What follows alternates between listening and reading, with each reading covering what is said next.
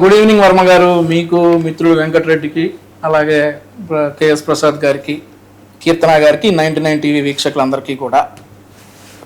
So Venkatareddy గారు చాలా సుదీర్ఘంగా ప్రసంగించి, మీరు ఇందాక ఏదో ఓపెనింగ్ పాయింట్స్లో ఏమైతే అన్నారో, దృశ్యం సినిమాల లాగా ఫోన్ ఎందుకు తీసుకున్నారు, ఫోన్ తీసుకున్న తర్వాత గంట తర్వాత ఎందుకు ఇచ్చారు ఏంటనేది చాలా క్వశ్చన్స్ రైజ్ చేశారు.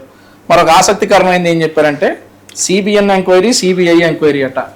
మరి మేము కూడా ఇంతవరకు వినలా. బాగుంది, ప్రాస బాగుంది. వెంకటరెడ్డి గారు చాలా చక్కటి ప్రాస. CBN enquiry, CBI enquiry.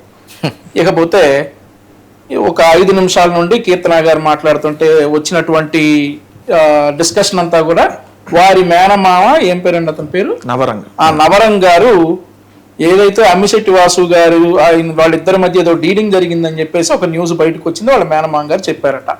మరి బాబాయ్ గారి హత్య కేసులో అట్లాంటి 130 వచ్చినాయి.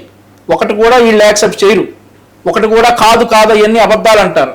ఇక్కడ మాత్రం అసలు జరిగిందో జరగందో తెలియనటువంటి ఒక డీల్ ఏదైతే మా ఇద్దరి మధ్యలోకి వచ్చేసి డబ్బులు ఇవ్వడానికి ఒక ఒప్పందం మాట్లాడటానికి అమ్మిశెట్టి వాసు గారు వచ్చారని నవరంగ్ గారు చెప్పారు.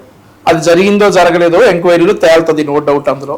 కానీ అదొకటే పట్టుకుని వెంకటరెడ్డి గారు మరి బాబాయ్ హత్య కేసులో 130 ఉన్నాయి ఇట్లాంటి డీల్స్.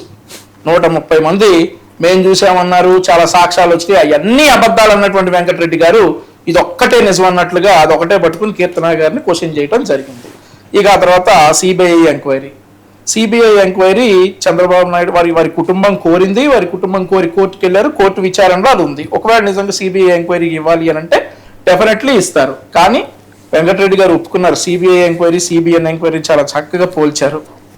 ఇక మేము మొదటి నుంచి చెప్తా ఉన్నమాట వర్మ గారు, ఈ కేసులో ఎంత టోళ్ళు ఉన్నా కానీ వదిలిపెట్టే ప్రసక్తే లేదు. ఈ సిట్ వచ్చి వారం రోజులు అవుతున్నట్లుంది. వారం రోజుల్లో సిఐ గారిని అరెస్ట్ చేయడం జరిగింది. మిగిలిన 2 కానిస్టేబుల్స్ వచ్చి లొంగిపోయారు. ఆ ప్రొసీజర్ జరుగుతూ ఉంది. కానీ వీళ్ళందరికీ మాత్రం ఏదైతే ప్రతిపక్షంగా చెప్పుకునేటటువంటి వీళ్ళందరికీ మాత్రం ఓవర్ నైట్లో అన్ని జరిగిపోవాలి. ఓవర్ నైట్లో అసలు రిమాండ్ రిపోర్ట్లో తప్పులు ఉన్నాయి అంటారు, ఆ తర్వాత సిట్టే కరెక్ట్ కాదంటారు, సిబిఎన్ ఎంక్వైరీ అంటారు, సిబిఐ ఎంక్వైరీ అంటారు. ఓవర్ నైట్లో అయిపోవాలంటే అయిపోయాయి ఇవన్నీ. ఒక సిట్ దాని పని ప్రకారం చేస్తూ ఉంది. ఒకవేళ ఈ కేసులో అన్యాయం జరిగింది అని కనుక అనిపిస్తే మరొకసారి విచారణ ఉంటుంది. డెఫినెట్లీ వారి తల్లిదండ్రులు కోరినట్లు కోర్టు కనుక చెప్తే సిబిఐ ఎంక్వైరీ డెఫినెట్లీ వేస్తారు. ఇది ఒక ప్రొసీజర్ ప్రకారం జరుగుతూ ఉంది. అన్ని ఓవర్ నైట్లో అయిపోవు. ఈ రోజు నైట్ ఇది అయిపోవాలి. ఈ రోజు నైట్ కల్లా అసలు నాగరాజు ఎలా చంపాడు, ఎక్కడ పూడ్చాడు, ఏం చేశాడు, మొత్తం ఒక రోజు నైట్లో అయిపోవటానికి ఇదేమి 2 గంటలు 3 గంటలు చూసే సినిమా కాదు.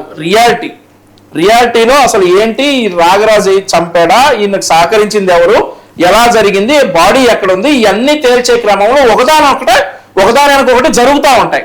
కానీ వీరు మాత్రం వెంటనే జరిగిపోవటం అంటూ ఏదైతే మరి వివేకానంద రెడ్డి గారి హత్య 5 సంవత్సరాలు 6 సంవత్సరాలు 7 సంవత్సరాలు వాటికి, సో అది ఇంకా నడుస్తూనే ఉంది.